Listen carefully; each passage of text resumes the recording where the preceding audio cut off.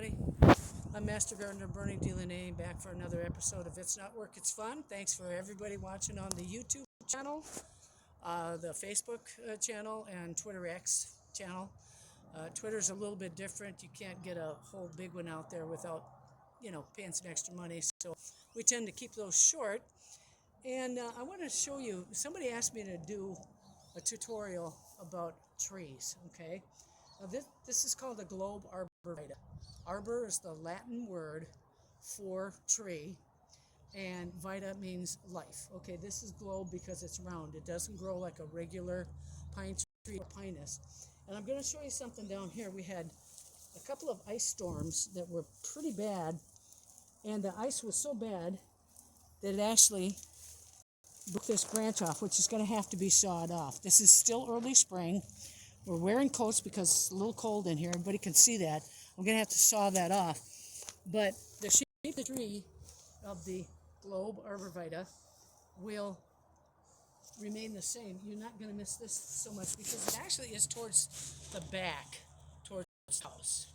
And if you want to buy, I didn't plant it this size, but if you this tree is like 35 years old already.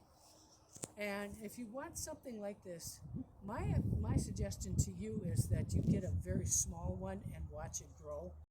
Now, there are trees that are on boulevards in the cities all across the United States. And let's go over here, Mr. Cameraman. Let's go over by me. Okay, so anyway, our cameraman, he's been doing a great job for about 35 years there. Okay, so at any rate, if you want a big tree, what you're going to have to do is you're going to have to, and don't want to spend a lot of money. If you do, that's fine. It's up to you. But you're going to have to get some smaller ones and watch them grow. Now, there's a tree that's talking to us right next to us, and we're going to move over to this one in just a minute. Not quite. But if you want trees on your boulevard, and I'm doing this for a reason. Someone asked me to talk about the trees that either get burnt down or torn down, or a car hits them in the city. These are in the cities. Who replaces the tree? Well, sometimes private people do. I don't know the restrictions of the city that you live in. Maybe that's not a good idea. I'm not really sure. But if you want a tree, go to the store, pick out a small one. Don't spend a whole lot of money and watch it grow. Okay? That's what this tutorial is about. It's about trees. I'm making it about the Latin names and what trees do for us, besides anything else, is we give the trees carbon dioxide. Okay? The trees give us oxygen. That's how we breathe. We need oxygen to breathe, and in turn, what we do is we give the trees carbon dioxide. That's 1 molecule of carbon and 2 molecules of oxide. Okay? Dioxide. D is the Latin term for 2. All right? That's what that means. All right, now I'm going to switch, and all we're going to do is switch a little bit over this way, right here, like this. I'm going to take this out of here. Well, I don't know if I'm going to move that. Maybe. Here, we'll see. Just a little bit. No, maybe not. Okay. That's a little heavier. This is a very, very old tree.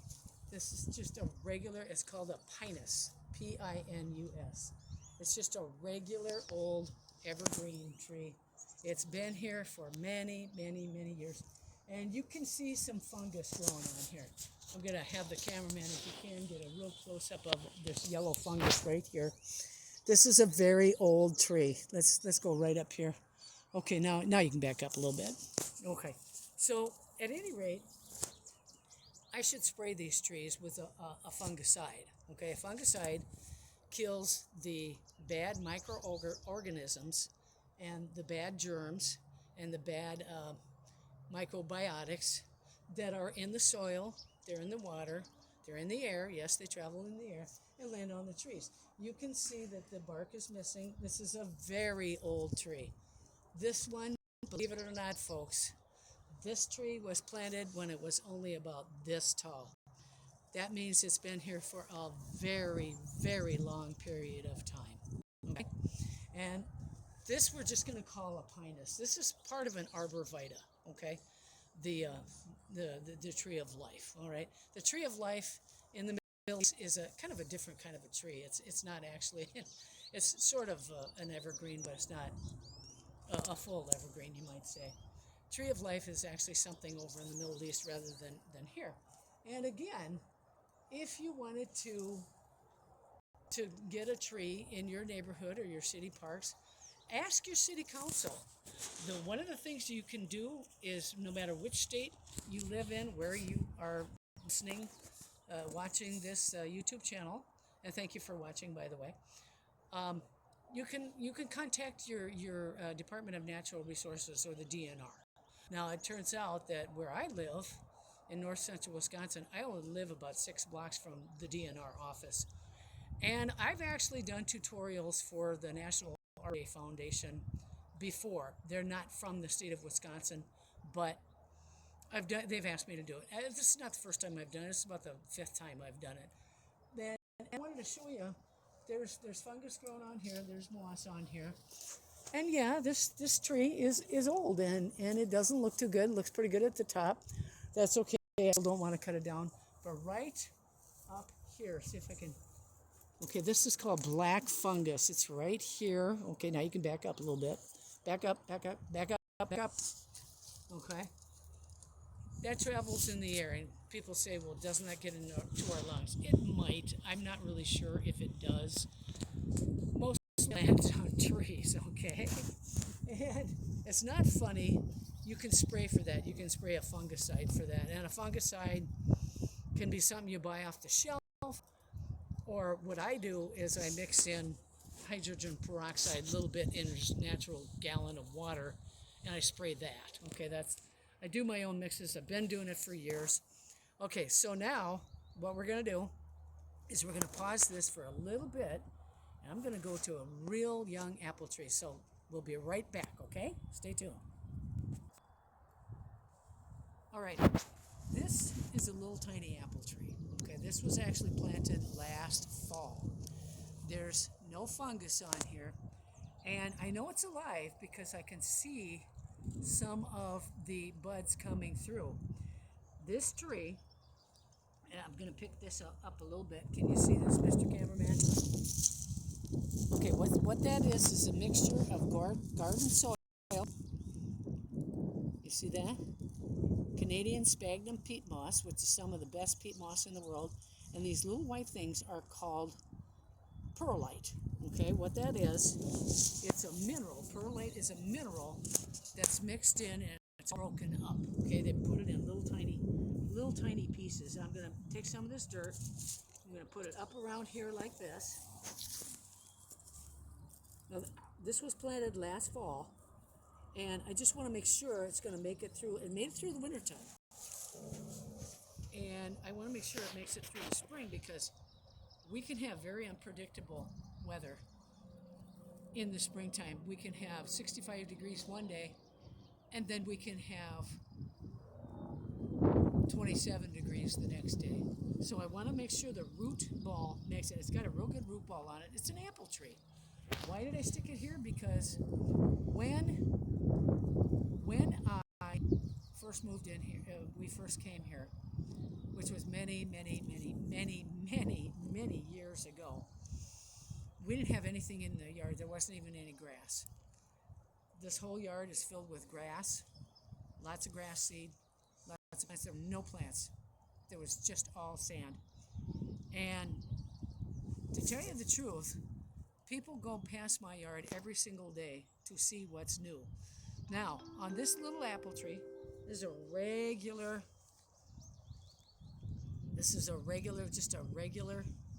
Macintosh apple tree. It's this is where I had the tag that's still on. That little piece of rope is still on there. That's okay. This is a regular Macintosh apple tree, and one of the things that I want you to know is that if you line a boulevard or just a nice county street, or county along a county highway, the street alongside it, and there's plenty of them around here where the streets go, alongside the highway. And if you need permission, you're going to have to contact your county. You're going to have to contact your city, Can we do that? Can we not do that? I don't know the restrictions of the cities and things, because in different areas there are different laws, there are different rules. Okay, so why did I want to plant this here? Because this has all just roses and flowers and bushes. It's never been a tree in here. Decided to put one here last fall. This was one of those trees that didn't sell for whatever. It's still alive. It's doing very well. As a matter of fact, you can actually see the little tiny buds coming through right here, and it'll take a while for it to go into bloom. But if you plant a small tree like this, it's going to take at least a good 10 to 15 years. So you got to be patient. There is no rushing an apple tree or a lilac tree or a spruce or a Alberta pine, whatever you think there is. But trees give us oxygen. Even apple trees versus a globe arborvitae, the one that's behind me. They give us oxygen. That's how we breathe. A lot of people don't understand that, and this is the reason I was asked to do this little tutorial. It's because I know a lot of stuff. I'm very versed, very familiar with these things because of all the studies, all the courses taken, and the fact that I wouldn't be a current Wisconsin State Fair judge if I didn't know my stuff. You have to know your stuff, okay? You have to be a professional horticulturalist. You got to know your stuff, all right? So at any rate, this is a little apple tree, and these next to it here, those are just perennial flowers. They're not trees. But this won't get big for quite some time. All right, so now we're going to pause this. We're going to go next to a different tree. We're going to pause it now. So stay tuned. We'll be right back.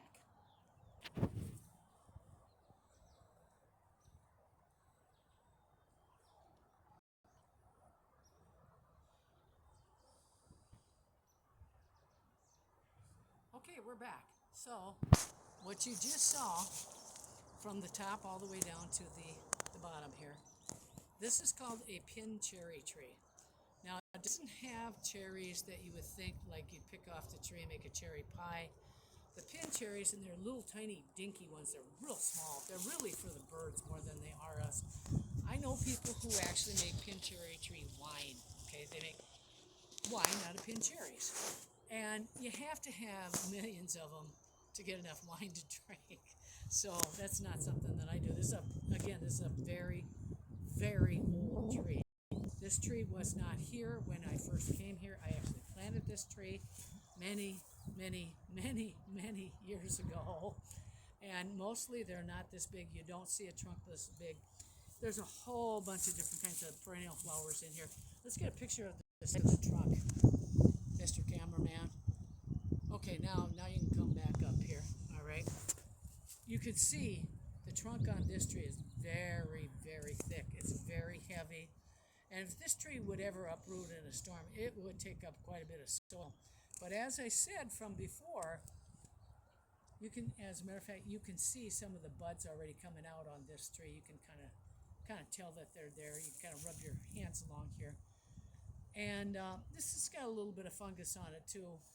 As I said before, though, this tree is very, very old. This was one of the very first trees that I ever planted here. And the reason is because it was accessible. It was one that I found grown in my woods, and I just transplanted it. And that was many, many years ago. And it's something that makes a nice shade tree. And I have kept the top trimmed off for many, many years. They don't get real big, pin cherry trees don't, okay? And if you want to put one, say your neighborhood doesn't have any trees, it's a fast-growing tree, but they can kind of go here, there, and everywhere. You really don't want that. A lot of people say, no, I don't want any kind of tree like that because the seeds will spread and get into other places in the yard. But if you keep everything trimmed up and mowed down, they don't look too bad. This is trimmed out at the top. I'd probably have to do a little bit more trimming as it grows. I have the great big huge long pole trimmers to do that. And it's easy to do if you want to do the work. Let's get one more shot of it all the way up to the top.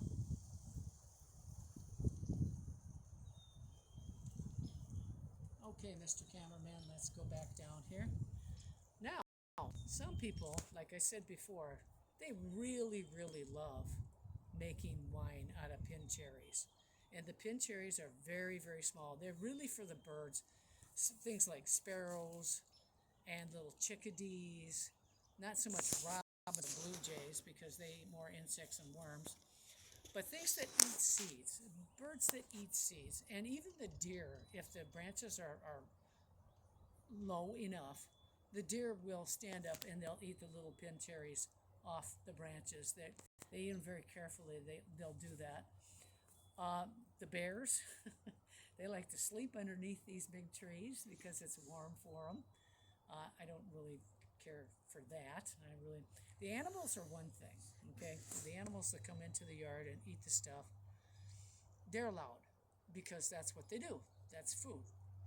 This yard is home to a number of animals. We don't make it that way. It just kind of happened that way. But at any rate, in the fall, closer to the fall, I should say, when the cherries are ripe red and they're very, very, very, very, almost, well, they got a tangy taste to them. They're not real sweet. They're not like regular North Star cherries or Mount Morency cherries or Bing cherries. They're not anything like that. If you wanted to have a fast-growing tree and looks pretty in the spring and pretty in the fall as well, well, plant a pin cherry tree. You know, they're very, very easy to grow, and they're not sweet cherries, like I said. The word in Latin for sweet is saccharum, but they're like tangy berries. And if you want to, I've tasted pin cherry wine. It's really not that bad if you know what you're doing. I've even tasted pin cherry jam, and they're pretty good. They're not too bad. They're not too bad at all. So this is something that you can do for your neighborhood, or if you're involved with a park. And if you don't work for the park, you know, the city or the county that it's in, you have to ask, you have to get permission. But as I stated once before already, you can contact the DNR and ask them what their tree giveaway programs are, because they have them. They have them all over the place, not just in one state versus another, but they have them in pretty much every state. I guess Hawaii is pretty good for that. But at any rate, we're going to move on to a different tree here. We're going to pause again, and we're going to go to a whole different tree. Okay? So stay tuned. We'll be right back. Well, we're back. And behind me, right back here, is nothing more than a great big huge hickory tree. Okay? There's pine trees, all kinds of pine trees. There's oak out here. There's sugar maples out here. And it's been a lifetime of improving these areas. And that's what you have to do when you plant a tree. You got to be patient. It's a lifetime of improving all kinds of different things. And it's worth it because, as I said before, the trees give us oxygen. You need trees to breathe. Now, some people say, no, you don't.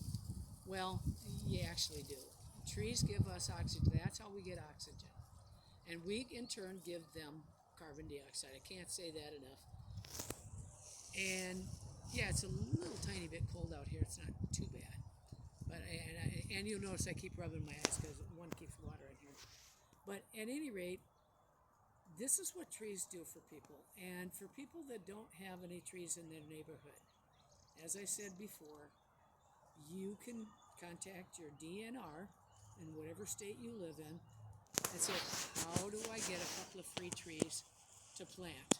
And they're mostly not going to plant them in private yards. They say, well, that's up to the homeowner.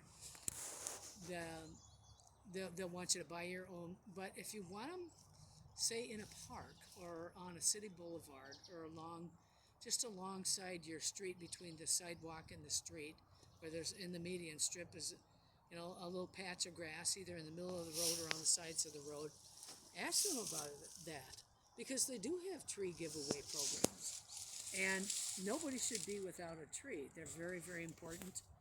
There's a lot of animals that live in trees, a lot of squirrels, even raccoons go up there. Birds have their nests up there. There'll be all kinds of animals that will be in the trees, crawling up and down the trees, not only the squirrels, but the little chipmunks and the gophers. They crawl up and down trees too. And there's animals that live right down underneath the trees, in the ground, underneath, in the big soil ball that comes with a tree. They'll live in there. And then, of course, all kinds of birds go up in the trees.